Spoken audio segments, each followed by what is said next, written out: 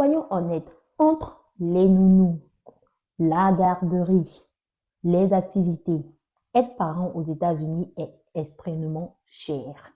Mais ce que beaucoup de parents ne savent pas, c'est que très souvent, ils payent beaucoup trop d'impôts inutilement.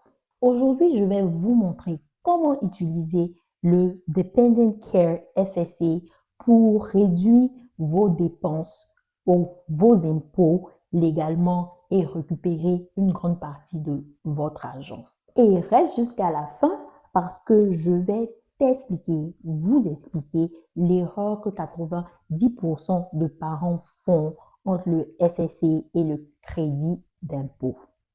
Alors, bienvenue chez la Geek de la finance personnelle où je vous apprends l'investissement simplifié.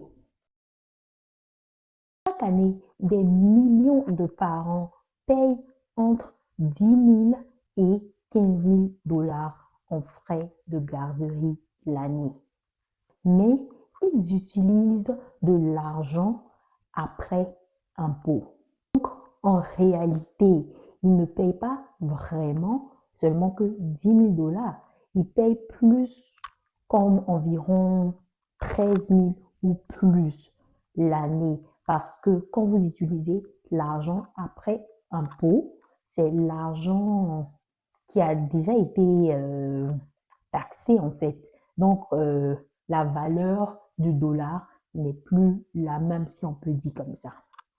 Et c'est là que le FSA devient très intéressant. Le Dependent Care FSA Account est un compte proposé par votre employeur. Vous choisissez le montant que vous voulez retirer de votre paycheck avant les taxes et vous utilisez cet argent ensuite pour payer les frais de garderie de vos enfants. Maintenant, selon Google, Google dit que le maximum de FSA, le maximum que vous pouvez contribuer sur votre FSA est 5 000 dollars, mais je pense vraiment que ça dépend par employeur.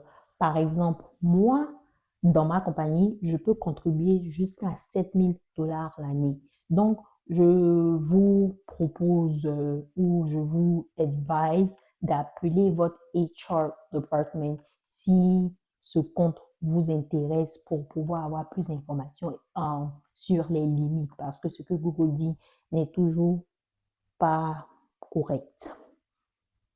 Comme je l'ai dit, quand vous optez pour cette option, on vous retire de l'argent avant impôt sur votre paycheck et vous utilisez cet argent pour payer les frais de daycare de vos enfants. Quand vous faites ça, le résultat, c'est que vous diminuez votre taxable amount, vous payez moins d'impôts et vous gagnez plus d'argent en poche. C'est simple, mais c'est extrêmement puissant quand vous savez l'utiliser. Prenons un exemple pratique. Disons que vous faites 80 000 dollars l'année et vous décidez de mettre 5 000 dollars dans votre FSA account.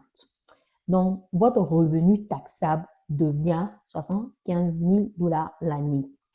Donc, parce que vous n'allez pas payer les taxes sur les 5 000 dollars.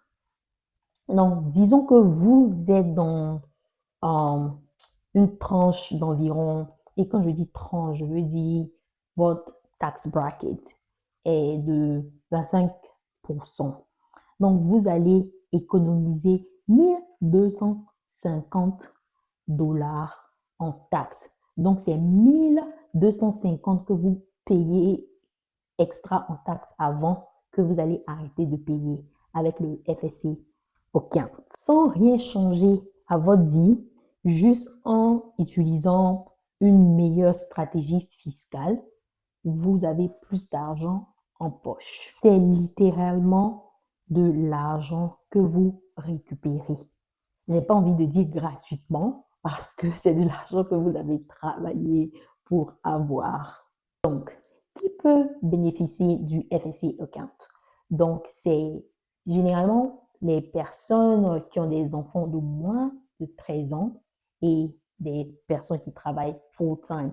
Et je veux aussi ouvrir une petite parenthèse, le FSA peut être utilisé aussi pour vos parents qui sont très âgés. Et vous devez prouver que vos parents sont disabled, ne peuvent pas s'occuper d'eux-mêmes. Donc, ça, ce sont les différents points pour pouvoir participer au FSA account.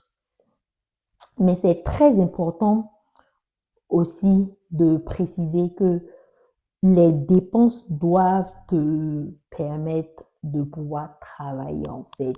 Donc, tu ne peux pas utiliser ça pour n'importe quoi. Donc, si c'est pour le daycare, oui, tu peux utiliser. Si c'est pour la nounou, oui, tu peux utiliser. Mais par exemple, tu ne peux pas utiliser ça pour l'école privée. Parce que tu ne peux pas dire que, oh, je veux mettre mon enfant dans une école privée, donc je vais utiliser cet argent pour mettre mon enfant dans une école privée parce que le gouvernement, eux, dans leurs esprits, quand ils faisaient ça, le gouvernement se dit déjà que quand l'enfant est à l'âge de partir à l'école, il y a le public school qui est free ou bien qui est payé avec votre tax-paying dollars. Donc, quand tu choisis de mettre ton enfant dans une école privée, ça c'est toi ton choix. Mais le gouvernement, eux, ils se disent déjà que bon, nous, on vous a déjà donné l'option d'envoyer vos enfants dans une école publique. Donc, vous ne pouvez pas utiliser ça pour private school. Mais disons que vos enfants, après l'école, ils doivent avoir des after-school programs parce que vous travaillez. Vous ne pouvez pas partir les chercher ou ils ne peuvent pas rester seuls à la maison. Donc, après l'école, je pense que l'école ici aux États-Unis finit à 15 heures. Le travail, on travaille jusqu'à souvent à 17 heures, 18 heures, même 19 heures. Donc, si l'enfant doit rester dans un after-school program, vous pouvez utiliser l'argent du FSA pour payer le after-school program, mais vous ne pouvez pas utiliser ça pour l'école même.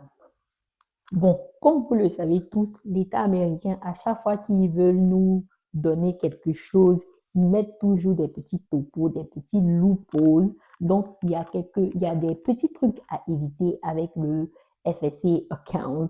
Donc, je veux préciser ces choses. Et si vous voulez utiliser le FSA account, prenez un bic et notez. Donc, le FSA account est use it or lose it.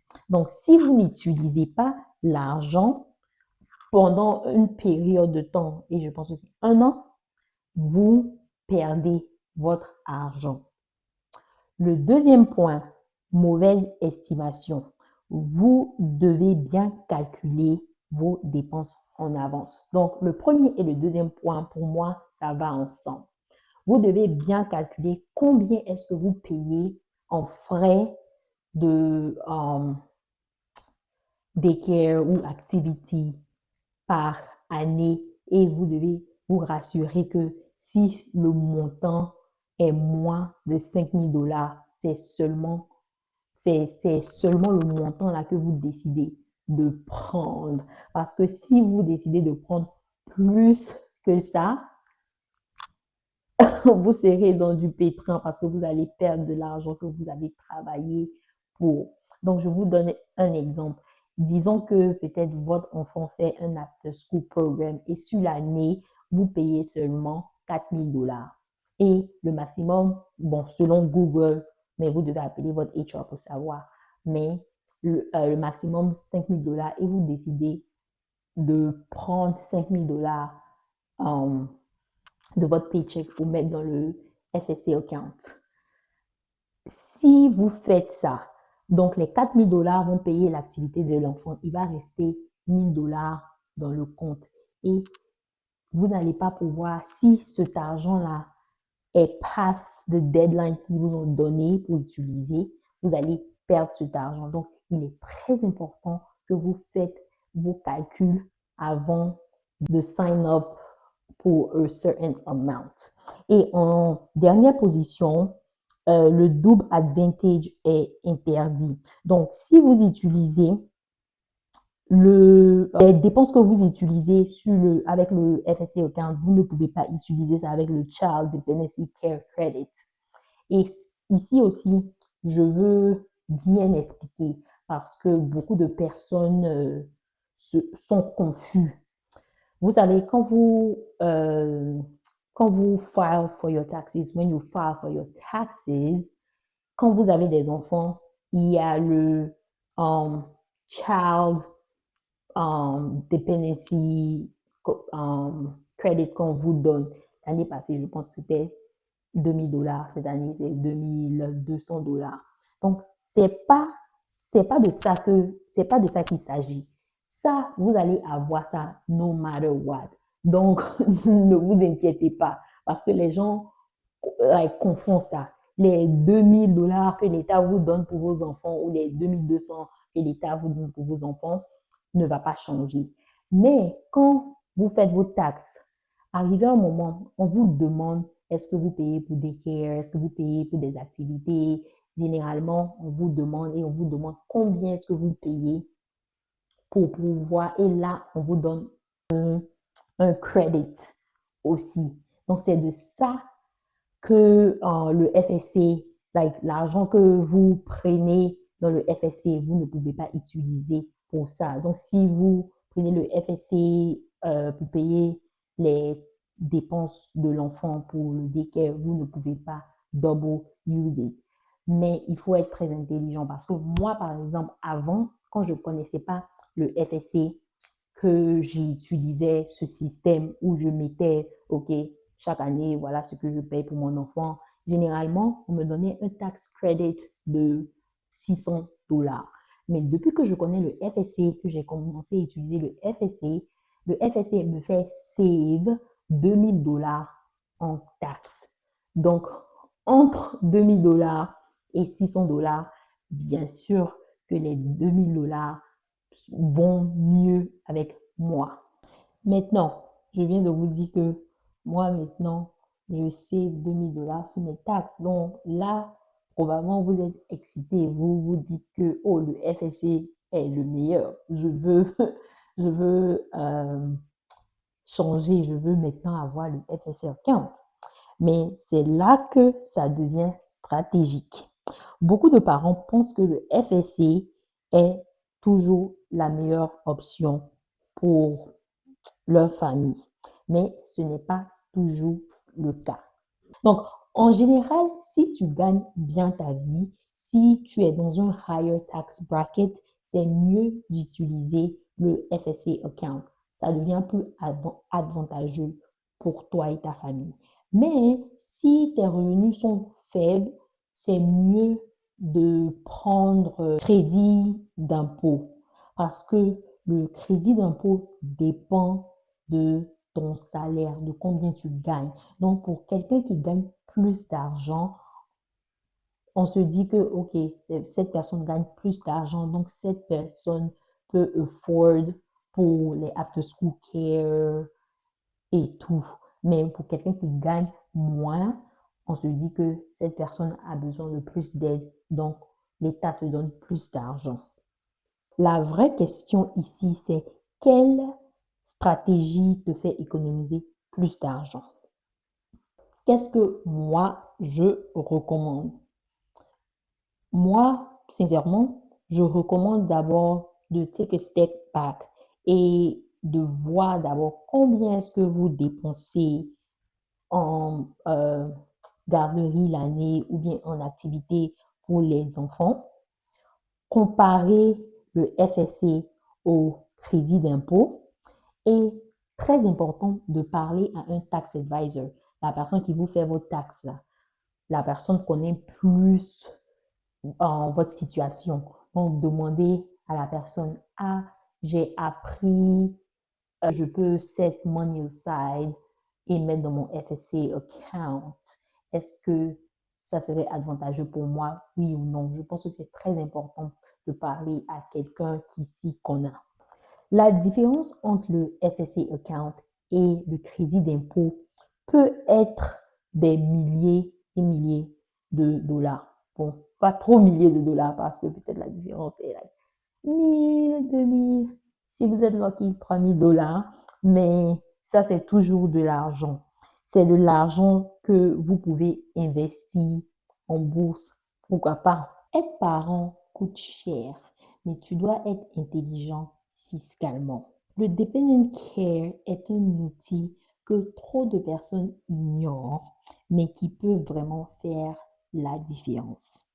Dis-moi en commentaire, est-ce que tu connais le FSA account et even better, est-ce que tu utilises le dependent care account? Voilà, donc merci de m'avoir suivi jusque-là. Je me suis dit qu'on va prendre une petite pause avec le contenu de la BAVM et on va retourner à notre core et retourner et commencer et continuer de parler de l'investissement ici aux États-Unis et aussi des topos ici aux États-Unis. Donc, dites-moi si vous avez aimé la vidéo. N'oubliez pas de partager, de commenter et de vous abonner, de continuer de vous abonner pour me donner de la force. Bisous. Bye bye.